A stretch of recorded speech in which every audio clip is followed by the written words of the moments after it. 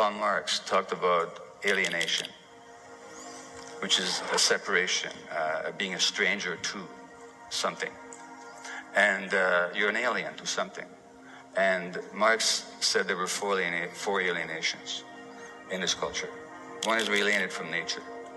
Well, at a conference dedicated to looking at the physical and the natural environment, I don't have to say much to you to show how alienated we are from nature when we're destroying nature itself. The second alienation is from other people. And that means we have less contact, we have less intimacy, we have less trust. We have less of a sense of relationship. And that, of course, as I've shown you, leads to increased propensity to illness, physical and mental. We're alienated from our work. A lot of people no longer do work that has any meaning to them. And that means that, and since human beings are productive creatures, we really are created in the image of God. We're meant to create. When we do work that's not creative, that doesn't reflect who we are, that imposes depression, anxiety, a sense of meaninglessness.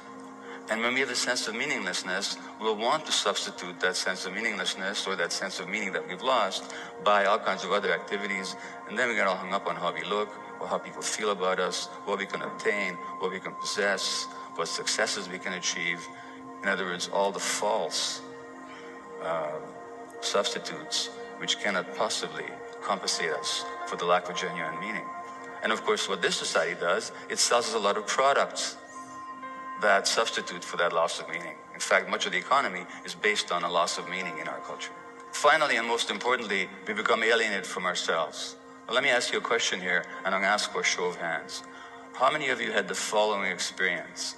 That you had a powerful gut feeling about something, you didn't pay attention to it, and you were sorry afterwards? Please put your hand up if you have it. Okay. I think the ayes have it. If I asked you the obverse question, as to how many people have had a powerful gut feeling, you ignored it, and you were glad about it afterwards, how many would not put your hand up? Well, I'm not sure. I'm seeing very few hands here. Well, that means to say, now, you know what you're telling me? You're telling me that at some point in your childhood, you got separated from yourself. Because no infant is born without gut feelings. Infants are totally connected to their gut feelings. Have you ever met a 2-day-old who didn't know how to express their gut feelings? And that means that in this culture, something very powerful happens to alienate you from your true self, because the world couldn't stand who you really were.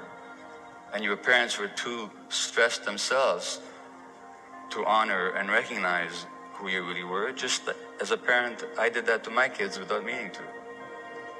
And then we become alienated from ourselves. We shut down our gut feelings. And our gut feelings are not luxuries, you know. They tell us what is right and what is wrong. They tell us what is dangerous and what is friendly. They tell us what is safe and what is dangerous. And they tell us what is true and what is false. So when we're alienated from our gut feelings, we have no longer have a sense of reality, no longer a sense of truth.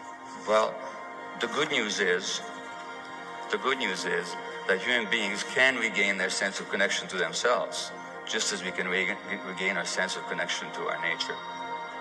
And empathy, which is a genuine human quality, is in us. We're actually wired for empathy. Even rats are wired for empathy. When you stress rats in the laboratory by shocking their feet with electricity, they're more stressed watching other rats being shocked than when they're shocked themselves. Their stress hormone levels are higher.